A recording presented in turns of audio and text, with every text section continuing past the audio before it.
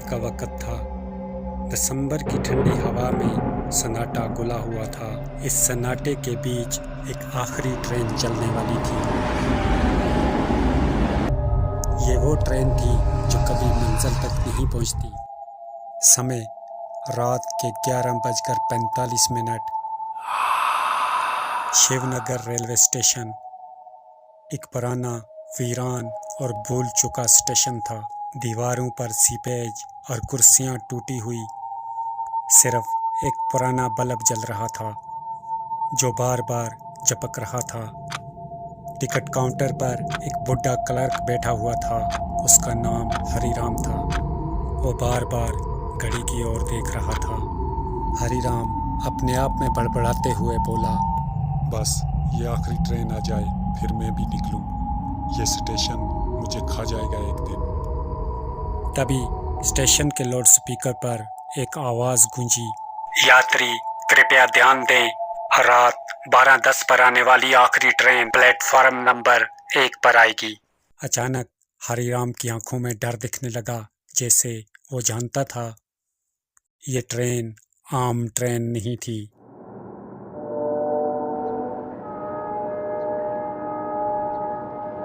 रात के ठीक 12:10 पर एक अजीब सी सीटी गूंजी। घना कोहरा स्टेशन पर छाने लगा और धुंध के बीच एक काली पुरानी ट्रेन धीरे धीरे प्लेटफॉर्म पर आई।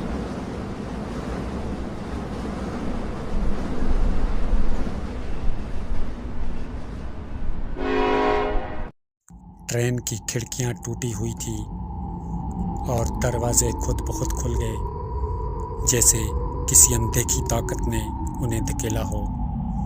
ट्रेन खाली थी या शायद खाली लग रही थी। हरिराम जोर जोर से बड़बड़ाया, ये ट्रेन पहली बार तो नहीं देखी मैंने। और जब उसने अंदर झांक कर देखा, ट्रेन के अंदर अंधेरा ही अंधेरा था। और तब वो दिखी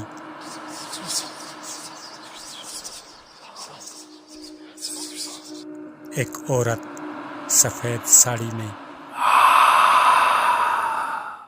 सीधी उसकी आंखों में घूर रही थी।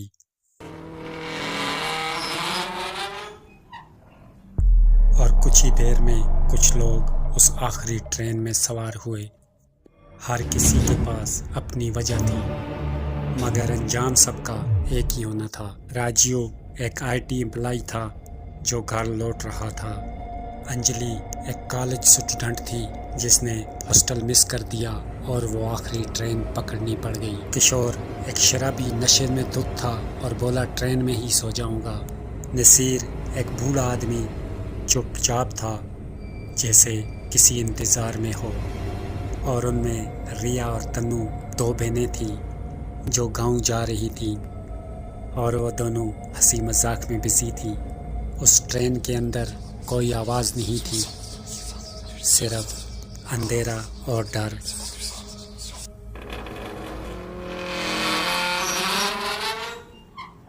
और वो ट्रेन चल पड़ी, धीरे धीरे अंधेरे को चीरती हुई।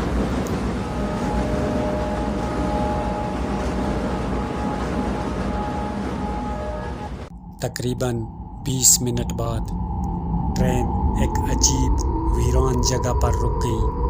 बाहर कुछ भी नहीं था, ना कोई प्लेटफार्म, ना कोई रोशनी। किशोर जोर से चिल्लाया, ये ट्रेन हमें कहाँ ले आई? बाहर कोई स्टेशन तो दिख नहीं रहा है। और जब किशोर ने खिड़की खोली, एक काली परछाई बिजली की रफ्तार से अंदर आई और उसकी गर्दन एक झटके में मरोड़ दी गई। जब सब लोगों ने घूम कर देखा, लेकिन किशोर गायब था। बस एक खाली सीट और एक काले हाथ का निशान। इधर राजीव ने जल्दी से इमरजेंसी चेन खींची, मगर ट्रेन नहीं रुकी।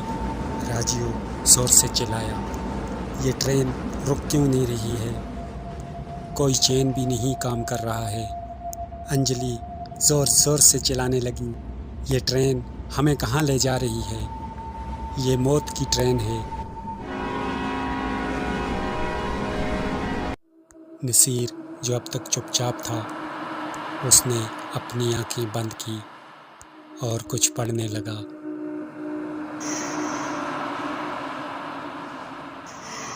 रिया और तनु अपनी कोच में अकेली थी। एक आवाज़ आई, बहुत धीमी सी, तनु, तनु। तनु अपना नाम सुनते ही कांपने लगी। तनु डरते हुए बोली, किसने बुलाया रिया, तुम थी क्या? तनु ने जब मुड़ के देखा, रिया की आंखें सफ़ेद हो चुकी थी और रिया नहीं थी, कोई और था।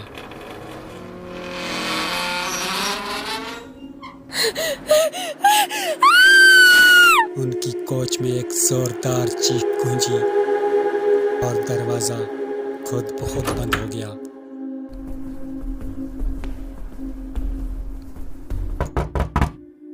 राजीव दौड़कर कोच के दरवाजे पर पहुंचा और जोर से चिल्लाने लगा, तनु, रिया, क्या हो रहा है अंदर? और जब दरवाज़ा खुला, कोच अंदर से खाली था। सिर्फ दीवारों पर खून के छींटे थे और एक पुरानी गुड़िया ज़मीन पर पड़ी हुई थी। अब तक जो सबसे शांत था, नसीर, उसने पहली बार अपना मुंह खोला। ये ट्रेन हर साल 12 दिसंबर की रात को चलती है।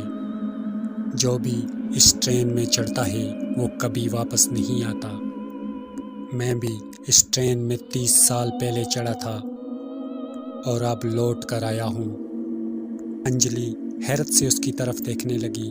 लेकिन आप अब तक जिंदा कैसे हैं? तभी नसीर की आंखों का रंग नीला हो गया। मैं अब इस दुनिया में जिंदा नहीं हूँ। 30 साल पहले मैं इस ट्रेन का गार्ड था जब ये ट्रेन पहली बार चली थी।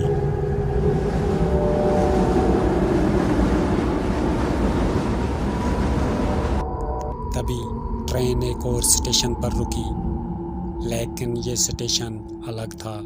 ना कोई नाम और ना कोई निशान। राजीव और अंजलि ने कूदने की कोशिश की, लेकिन एक अदृश्य ताकत ने उन्हें वापस खींच लिया।